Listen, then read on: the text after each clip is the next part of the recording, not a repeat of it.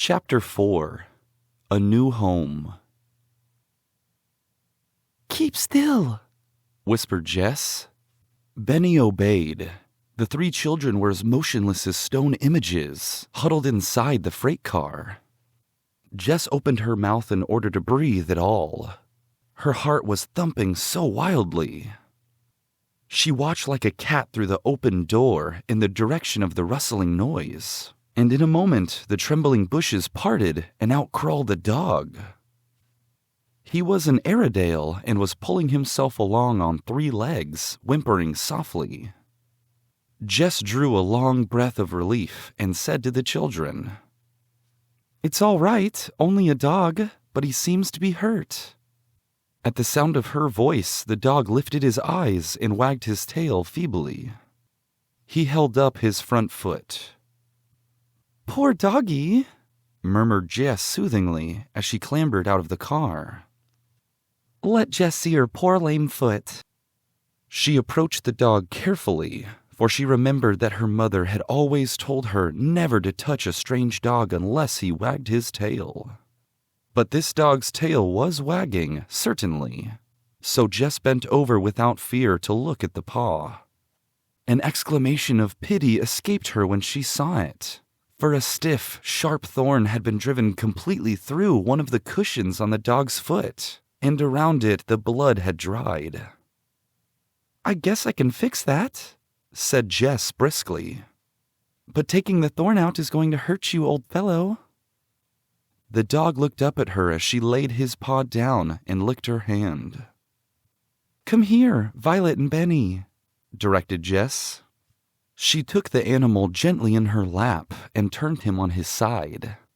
She patted his head and stroked his nose with one finger and offered him the rest of her bread crust, which she had put in her apron pocket. The dog snapped up as if he were nearly starved.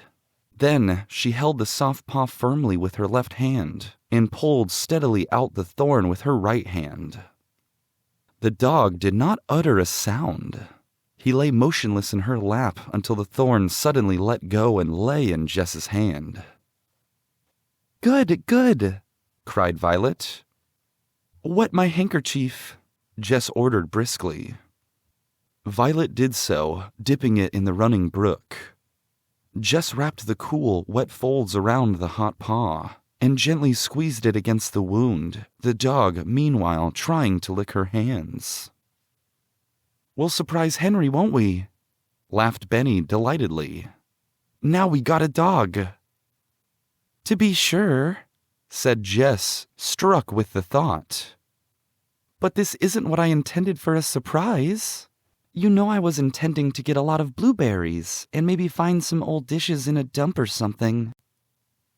"Can't we look while you hold the dog?" asked Violet anxiously. "Of course you can, pet," said Jess. "Look over there by those rocks."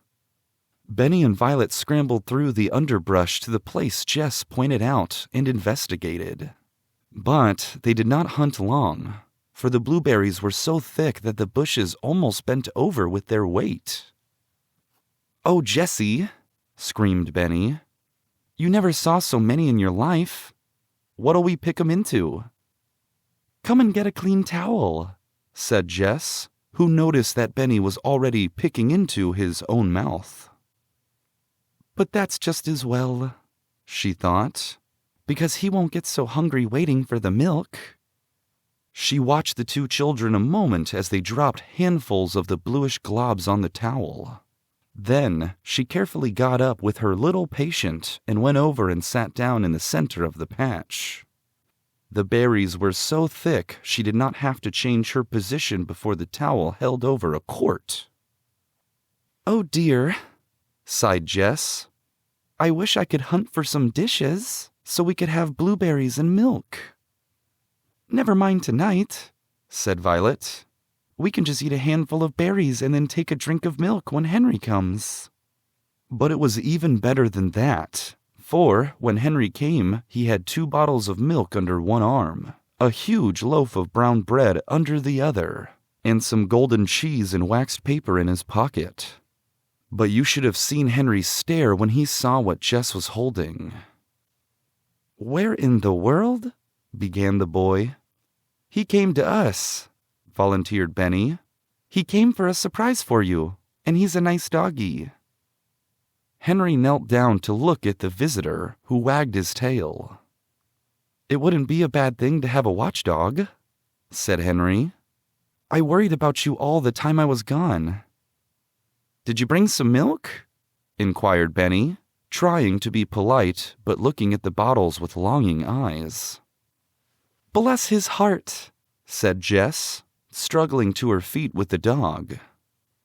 We'll have dinner right away, or is it supper? Call it supper, suggested Henry, for it's the last thing we have to eat today. And then tomorrow we'll start having 3 meals every day, laughed Jess. It was certainly a queer meal, whatever it was. Jess, who liked above all things to be orderly, spread out the big gray laundry bag on the pine needles for a tablecloth. The brown loaf was cut by a very excited little hostess into 5 thick squares, the cheese into 4. Dogs don't eat cheese, Benny remarked cheerfully. The poor little fellow was glad of it too, for he was very hungry. He could hardly wait for Jess to set the milk bottles in the center of the table and heap the blueberries in 4 little mounds, 1 at each plate. I'm sorry we haven't cups, Jess remarked. We'll just have to drink out of the same bottle. No, we won't, said Henry. We'll drink half of each bottle, so that will make at least 2 things to drink out of. Good for you, Henry, said Jess, much relieved. You and Benny use one, and Violet and I will use the other. So the meal began. Look, Benny, directed Henry. Eat a handful of blueberries, then take a bite of brown bread, then a nibble of cheese. Now a drink of milk. It's good, mumbled Benny to himself all through the meal. You must not imagine that the poor wandering dog was neglected, for Jess fed him gently as he lay in her lap, poking morsels of bread into his mouth and pouring milk into her own hand for him to lap up. When the meal was over and exactly half of each bottle of milk remained, Jess said, We are going to sleep on beds tonight, and just as soon as we get our beds made, we are all going to be washed. That'll be fun, Benny, added Violet. We'll wash our paws in the brook just the way Cinnamon does. First, let's grab armfuls of dry pine needles, ordered Jess. Get those on top that have been lying in the sunshine. Jess laid the dog down on a bed of moss as she spoke, and started energetically to scoop up piles of the fragrant needles. Soon, a pile as high as her head stood just under the freight car door. I think we have enough, she said at last. Taking the scissors from Violet's work bag, she cut the laundry bag carefully into 2 pieces, saving the cord for a clothesline. One of the big squares was laid across Benny's hay and tucked under. That was the softest bed of all. Violet's apron and her own she cut off at the belt. I'll sleep next to Benny, said Henry, with my head up by the door. Then I can hear what is going on. A big pile of pine needles was loaded into the freight car for Henry's bed and covered with the other half of the laundry bag. The remainder of the needles Jess piled into the farthest corner of the car for herself and Violet. We'll all sleep on one side so we can call it the bedroom. What'll be the other side? Inquired Benny. The other side? Repeated Jess. Let me think. I guess that'll be the sitting room, and perhaps some of the time the kitchen. On rainy days, maybe the dining room, added Henry with a wink. Couldn't it be the parlor? Begged Benny. Certainly, the parlor. We forgot that, agreed Jess, returning the wink. She was covering the last 2 soft bed with the 2 aprons. The tops of these aprons are washcloths, she said severely. Then, armed with the big cake of soap, she led the way to the brook. The dog watched them anxiously, but when Jess said, Lie still, he obeyed. From the moment Jess drew the thorn from his foot, he was her dog, to obey her slightest command and to follow her wherever she went. The clean, cool brook was delightful even to Benny. The children rolled up their sleeves and plunged their dusty arms into its waters, quarreling good-naturedly over the soap, and lathering their stained faces and necks with it. When they were all rinsed with clear water, they dried themselves with the towel. Then Jess washed both towels nicely with soap, rinsed them, and hung them on the clothesline of tape, which she had stretched between two slender birch trees.